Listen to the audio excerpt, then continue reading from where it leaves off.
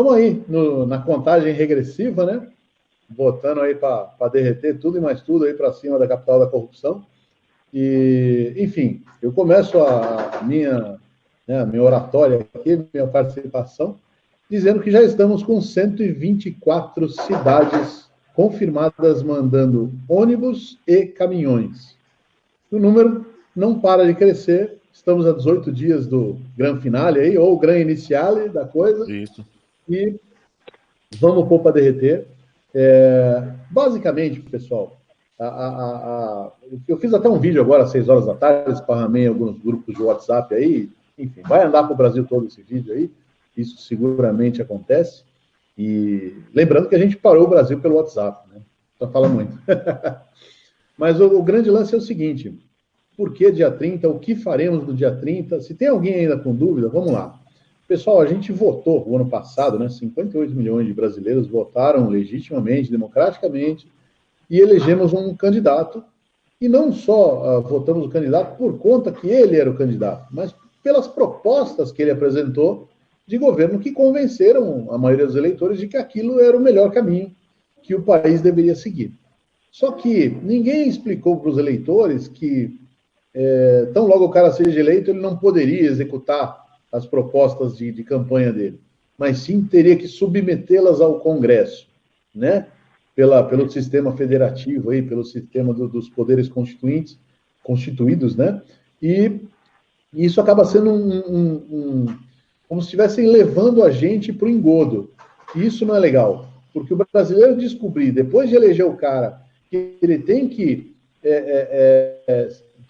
convencer a maior parte dos parlamentares, deputados e senadores, para que aquela proposta seja votada, aprovada e aceita, isso é um verdadeiro assinte, né? Uma tiração de sarro com a cara do brasileiro.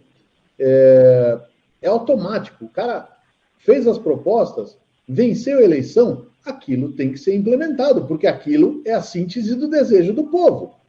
Agora, os parlamentares, que também foram eleitos pelo povo, né, 100% dos deputados e 33% dos senadores, né? O sistema dos senadores é diferente, a cada 8 anos, que é o mandato deles.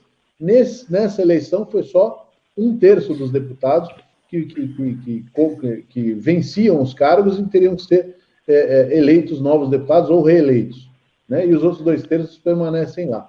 Então, a gente conseguiu, com essas eleições, uma renovação muito baixa nas casas, 40% na Câmara e 30% no Senado. O pessoal fala que foi a maior renovação de toda a história, mas ainda assim é pífia. Por quê? Porque 60% dos vagabundos, ladrões de outros tempos, se reelegeram e estão lá. Ou seus cupinchas, assessores, parentes, amigos, principais doadores de campanha, que eles fazem um rodízio entre si. E, no caso dos senadores também, 2/3 estão lá ainda. Então, como é que a gente consegue limpar o país mantendo a maioria dos ratos nessa casa que precisa endossar e aprovar as promessas, os planos de governo do candidato eleito à presidência, ao candidato que alçou o comando do Poder Executivo, o mandatário-chefe do Brasil. Então, é uma coisa que realmente nos desgosta, nos faz sentirmos traídos, porque nós votamos para que ele execute. Ele até pode, via medida provisória, via decreto-lei, só que isso tem um prazo de validade, 120 a 180 dias, dependendo do tipo de documento que ele assinou. E nesse tempo é constituída uma comissão parlamentar mista para verificar aquele decreto, aquela medida provisória, para ver se ela atende os ditames da Constituição, para depois ser aprovada ou não. Então isso é muito ruim, porque a gente sente que a gente ganhou, mas não levou. Né? O presidente ganhou, mas não pode implementar aquilo que ele planejou para o país e que o povo acreditou que ele faria. Por quê? Porque depende de terceiros. E esses terceiros, por briguinha de poder, por cair em si e verificarem, poxa, se esse cara conseguir executar tudo isso, ele vai tirar o Brasil da merda, vamos dizer assim, vai tirar o Brasil da crise, vai enxurrar isso aqui de emprego, vai enxurrar isso aqui de dinheiro, de investimento, e aí ele vai ser imbatível nas próximas eleições. não vamos conseguir nos reeleger, não vamos conseguir colocar gente nossa. Então, nesse momento, eles deixam de representar aqueles que confiaram o voto neles e passam nitidamente a militarem por si próprios, a olharem para o próprio umbigo e virar as costas para o povo que os elegeu e não se importar em qualquer maneira, em qualquer nível, com o compromisso de melhorar o país. Então, nesse sentido, eles prejudicam enormemente o povo brasileiro que precisa de emprego. Estamos com mais de 15 milhões de desempregados, povo que precisa melhorar a economia para poder retomar seus sonhos, casa própria, ampliação de negócio, carro novo, tudo mais. Os próprios compromissos do país em termos de arrecadação, porque se a crise se mantém, a arrecadação continua caindo, e, em suma, prejudicam o país e a população do país. Então, temos que esperar 4 anos para tirar esses canalhas que começam a olhar para o próprio umbigo, ao invés de olhar para aquilo que foram eleitos? Não. Nós mudamos. Nós fizemos a história o ano passado ao tirar das mãos do Poder Executivo os corruptos e colocar um cara honesto. Agora a gente acreditou que aqueles que a gente elegeu no Poder Legislativo seguiriam na mesma toada. Só que não.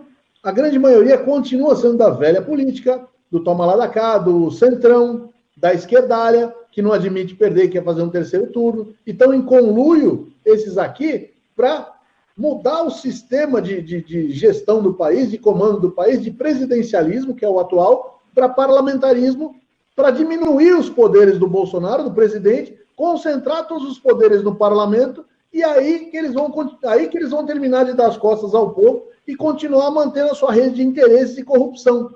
Então, já que eles estão desfigurando as motivações para as quais foram eleitos e começando a agir apenas em seu próprio favor e totalmente em desfavor do povo sofrido, que está precisando retomar a sua caminhada, o seu desenvolvimento, que é um povo que quer o progresso, e eles estão bagunçando com a ordem do país, então está na hora da gente arregaçar as mangas e ir para cima e fazê-los sentir um mínimo que seja medo de perderem seus empregos, de serem destituídos de seus poderes, porque o primeiro da Constituição diz exatamente isso. Todo poder emana do povo e o povo elege seus representantes, nos termos desta Constituição, ou exerce diretamente. Quando que exerce diretamente? Quando esses representantes passam a deixar de nos representar. E é exatamente o que está acontecendo. Porque com crise ou sem crise, dia 5, o dele está garantido, que nem falou muito bem o Renato aí, ou o Alberto ontem ou anteontem, 135 mil reais os caras ganham. Então, para eles não estão nem aí se tem crise. 135 na conta, o cara tá nem aí se tem nego morrendo de fome na rua, de frio, famílias sem ter o que comer, indo pedir dinheiro no farol, entendeu? Gente se prostituindo aí para poder pôr dinheiro em casa. Então, esse pessoal, eles dão claramente as costas ao Brasil e ao compromisso com o povo brasileiro.